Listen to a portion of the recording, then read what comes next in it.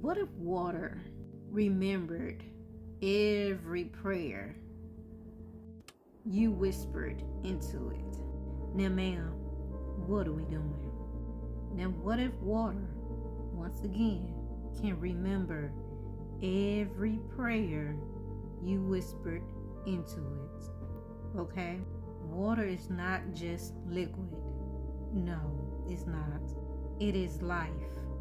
It carries memory, and when you pray over it, it holds your faith.